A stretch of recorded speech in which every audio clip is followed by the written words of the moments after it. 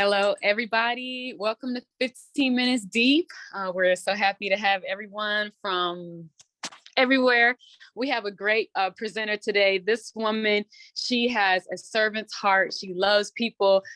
She loves being discipled. She loves investing in others. She loves the word of God. And you're just going to be absolutely blessed by her and her presence. And I'm excited about her presentation.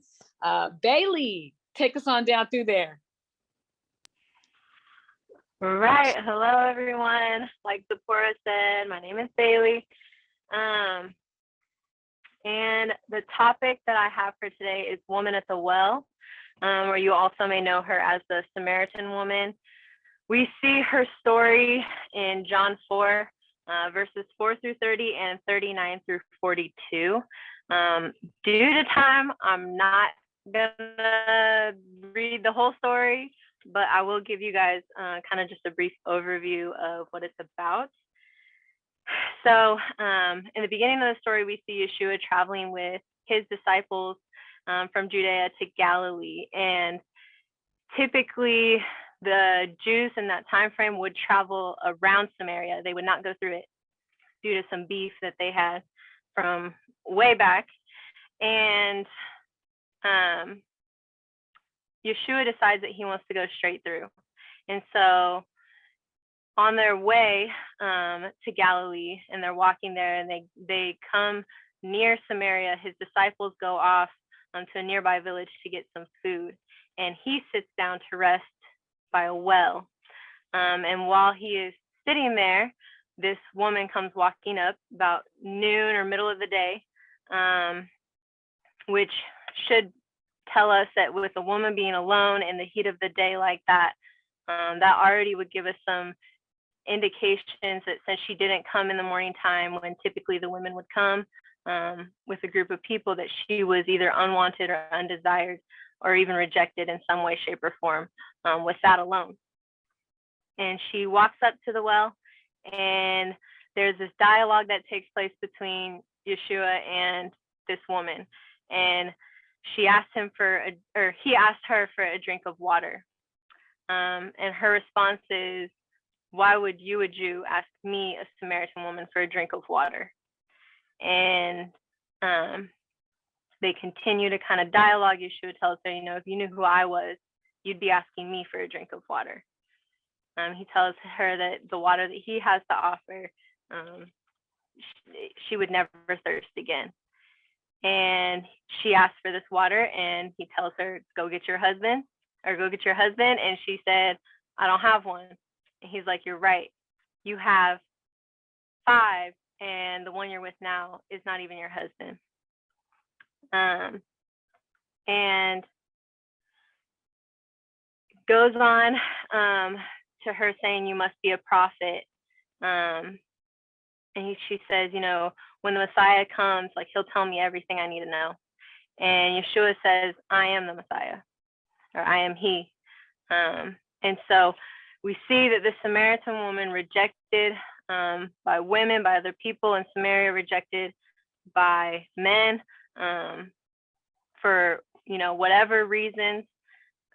We know that she's unwanted, and this is who Yeshua chooses to be the first person that he really shares his messianic identity to, and her being the first evangelist to Samaria. Now, this is all important, but there's more to the story. There's more going on here than what's really on the surface. And so I'm going to take you guys back a little bit in time. And we're going to go back to when actually the Jews and Samaritans split, or really when Israel splits. And so we're going to look at 1 Kings 12. And in this chapter, we see Israel, this group of people, this nation of people, splits and becomes 2 sister kingdoms. We kind of like how you'd see, we got North America and South America, they became 2. So we have the Northern Kingdom and the Southern Kingdom. Now, this split happened really because David's son Solomon had a son who took his place at the throne and became king. His name was Rehoboam. Well, Rehoboam made even harsher demands than his father did on the people, which caused, out of the 12 tribes of Israel, 10 out of the 12 to relocate. They rejected the line of David due to this, and so they wanted nothing to do with that family line, and they took and moved. They took their temple, or took what they had and made their own temple and went north. The two tribes that ended up staying were Judah and Benjamin. And Judah is that family line that we see the Messiah come out of. And so already we see this kind of butting of heads of like, man, like we don't want to, the 10 tribes saying, you know, I don't want anything to do with this family, harshened all these demands. You see the Jews, or Judah's tribe, the ones who stayed in Jerusalem, we see them, man, you rejected, you know what the prophet said, like you're rejecting the Messiah, like you're throwing all of this away.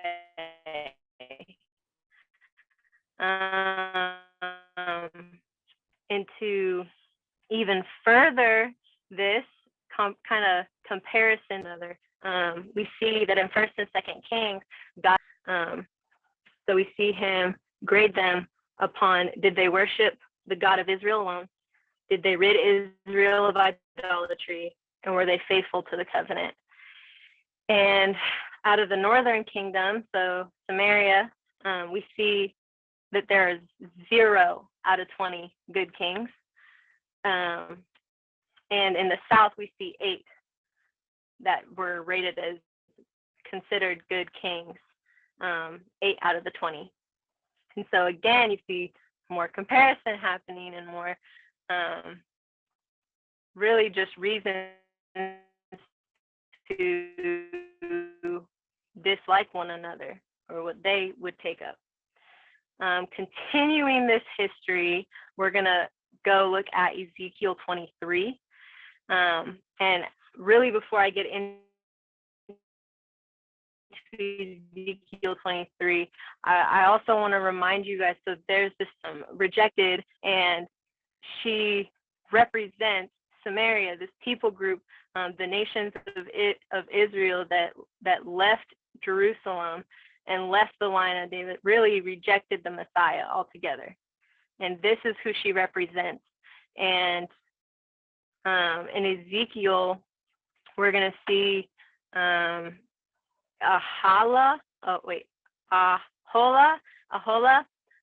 is actually the name that Samaria represents in Ezekiel 23. So we see Samaritan woman represents Samaria, who represents Aholah. So I'm just going to begin. It's Ezekiel 23, 1 through 10. So it says, this message came to me from the Lord. Son of man, once there were 2 sisters who were daughters of the same mother. They became prostitutes in Egypt. Even as young girls, they allowed men to fondle their breasts. The older girl was named Aholah, and her sister Aholiah. I married them, and they bore me sons and daughters. I'm speaking of Samaria and Jerusalem, for Aholah is Samaria, and Aholiah is Jerusalem. Then Aholah lusted after other lovers instead of me, and she gave her love to Assyrian officers. They were all attractive young men, captains and commanders, dressed in handsome blue, charioteers driving their horses. And so she prostituted herself with the most desirable men of Assyria, worshiping their idols and defiling herself. For when she left Egypt, she did not leave her spirit of prostitution behind. She was still as lewd as in her youth. When the Egyptians slept with her, fondled her breasts, and used her as a prostitute. And so I handed her over to her Assyrian lovers, whom she desired so much. They stripped her, took away her children as their slaves, and then killed her. After she received her punishment, her reputation was known to every woman in the land. And so we see how God even really views what they did and how they left and chose to have these idols from these other kingdoms and other people and groups of people that were outside of God. And this also was the history of the Jews. The Jews would have known these things. And so it makes sense, like, for them to want to walk around Samaria and not go through and have all of these built up anger and hate towards one another.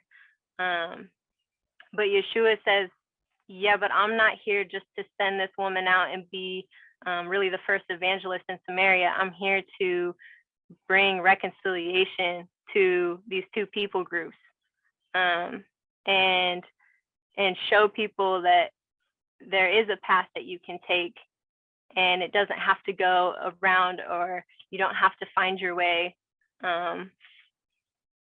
around, like, to avoid essentially a people group. And so one thing for me that's been a huge takeaway is loving my neighbor, and what that looks like, and am I loving my neighbor? And it's really cool to see how they were literal physical neighbors. Like, they've been physical neighbors ever since, like, they were one, and then they became neighbors, and they struggled to love each other. And so that's been a huge takeaway for me. And a question that I have is, are you taking any paths to avoid any people group? Or are you making sure that you're walking every path and making disciples of all nations and reaching all people groups? And that's what I have. Thank you so much, Bailey. That was so awesome and convicting. And I really appreciate understanding the culture behind and the background behind the Samaritans and the Jews and that relationship. Anyone want to give takeaways? Today was really good. What do you walk away with? That was a drop the mic closing. That was a heck of a presentation, and you brought it home in a grand slam way. Thank you very much, man. Thank you, Dr. Jones. Anyone else? So true.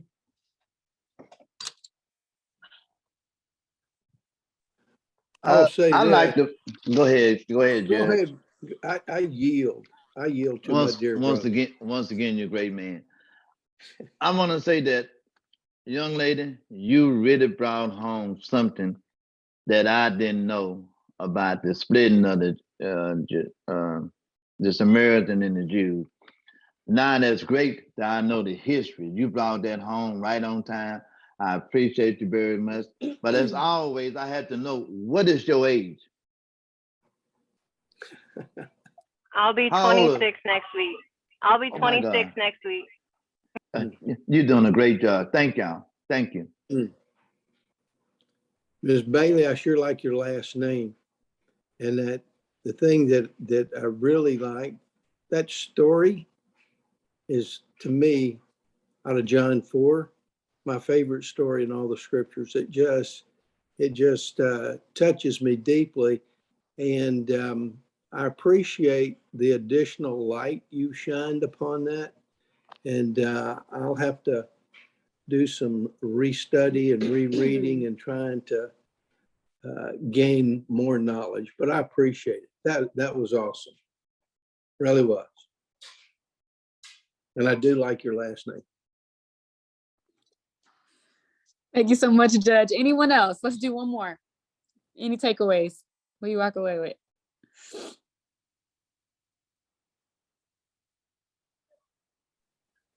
I would just like to add on to what Wayne said. That was a great job. And I do think that's one of my favorite scriptures as well, because I just feel like we are so bombarded every day, all the time, with the world's values. And it causes us to have a skewed view of each other and a skewed value of each other.